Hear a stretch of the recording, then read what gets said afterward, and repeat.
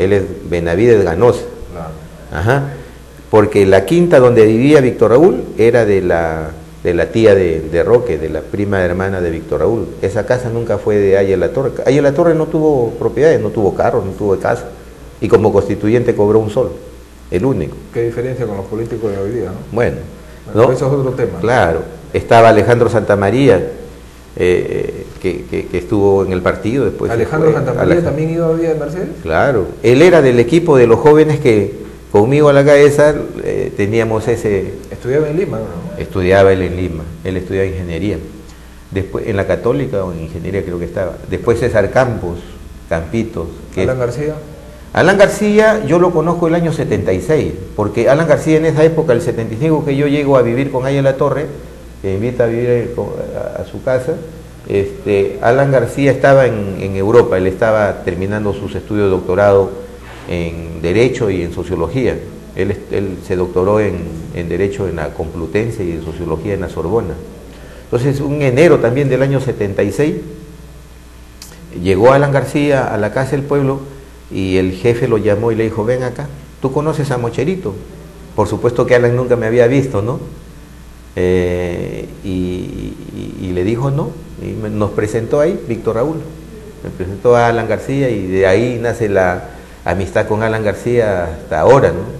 Con Alan García nosotros recorrimos el Perú reorganizando el partido, todo el 76, 77, nos lo acompañé por todo el Perú, por la costa, la sierra, la selva, el norte, el sur, el centro del país, caminamos bastante, y ahí es donde Alan se involucra completamente en la realidad del Perú y del partido.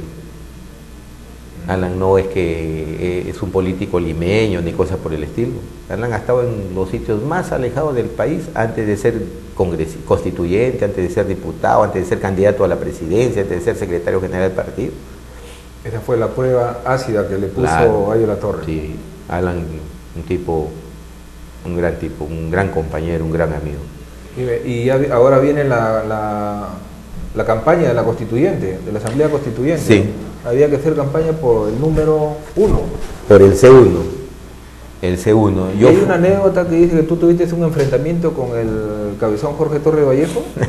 No, porque él un poco que se negaba, digamos, a hacer una campaña de, digamos, en sociedad con Aya La Torre, sino que él quería hacer su número. No, claro, que todos los que entran en una contienda electoral entran por algo, porque quieren estar allí, ¿no? Claro. Quieren ocupar su curul. Pero esa campaña del 77, claro, con el voto preferencial fue sacado para romper el liderazgo de Víctor Raúl, ¿no? Pero Aya La Torre entendió rápidamente esta figura, ¿no? Y todos los candidatos a la constituyente acordaron unánimemente hacer la campaña por el C1. Y es así que Aya La Torre saca la más alta votación en esos tiempos, ¿no? Y logras, ¿cómo se llama?, ingresar más de 30 compañeros a la constituyente. Y lógicamente que en el camino, lógicamente que en el camino, por ahí hay algunos compañeros malcriados, pues medios indisciplinados, ¿no? Que se desbandan, que se querían desbandar y querían a veces hacer caso omiso pues a las directivas, a los acuerdos del partido. Sí, con el cabezón hubo un pequeño roce para que pueda enmendar el coche, ¿no? Pero no llegó a mayor. ¿Y fue un pequeño roce que le costó un parabrisas? No.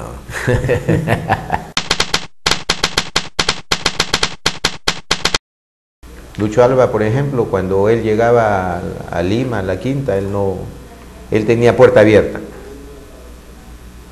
Él no necesitaba, con él no necesitábamos consultarle a Jorge, ¿no? Allá, Lucho Alba era como un hijo de Víctor, ¿no?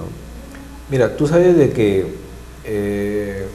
esta pregunta hace muchos años podría resultar una herejía, ¿no? Pero acá en Trujillo hay una feria del libro que ya va por su tercera versión.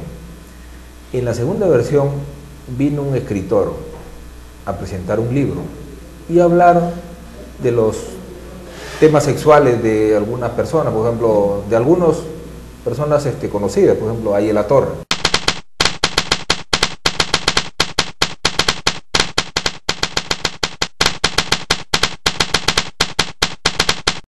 Se habló mucho de la sexualidad de Águila Torre.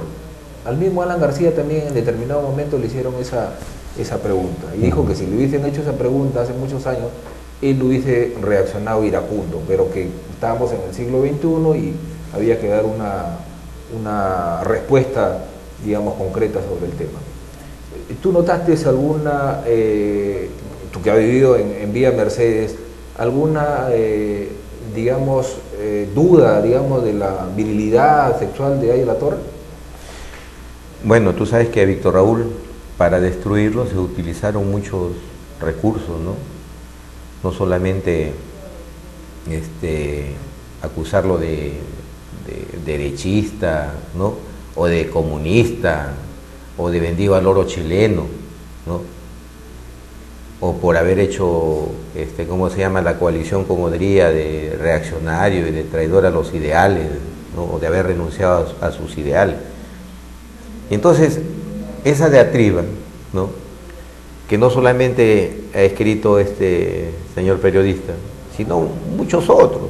O sea, hay mucha literatura en ese sentido, con el único fin, ¿no?, de hacerle daño a una persona a la que no han podido rebatirle sus ideas doctrinarias, su pensamiento político, ¿no?, su filosofía entregada a un movimiento como el APRA. Entonces, esa gente, y creo que el compañero Alan García hizo bien, porque yo que he vivido cerca de Águila Torre, que he estado siempre dispuesto en forma permanente a entregar mi vida para cuidarla de él, ¿no?, seguramente a mí también me hubiera llenado de rabia y de repente salido por ahí a buscarlo a este señor y echarle un par de, ¿no?, de golpes, pero yo creo que los tiempos han cambiado de verdad, y nosotros ahora con tranquilidad podemos ver, ¿no?, la capacidad de la gente que tiene para reconocer, ¿no?, a sus adversarios, y la pequeñez de algunas otras gentes,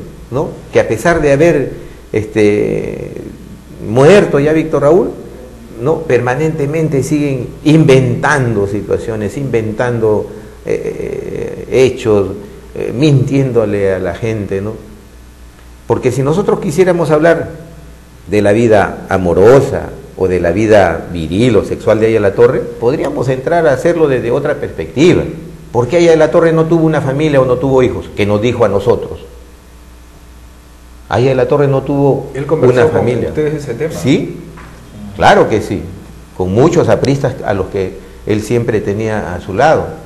¿Por qué no tuvo? Porque un político como Águila Torre, que vivía a salto de mata, perseguido, ¿no?, con siempre la posibilidad de que le caiga un tiro por la espalda o en la cabeza, no iba a ser tan irresponsable, como él lo dijo, no era un tipo irresponsable para tener una mujer o traer un hijo al mundo.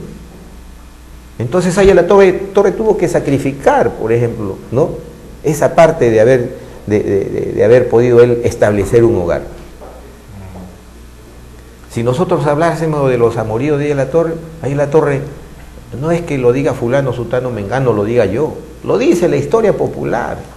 En el Perú, a lo largo y a lo ancho, él ha tenido personas, damas, que lo han admirado, no solamente como un líder político, sino como un hombre, como un varón. Muy bien, Antonio, muchas gracias. Bueno, agradeciéndote a ti también, Pedro Ramón.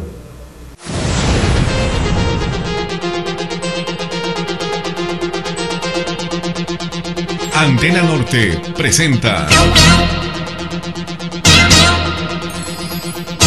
Jaque Mate.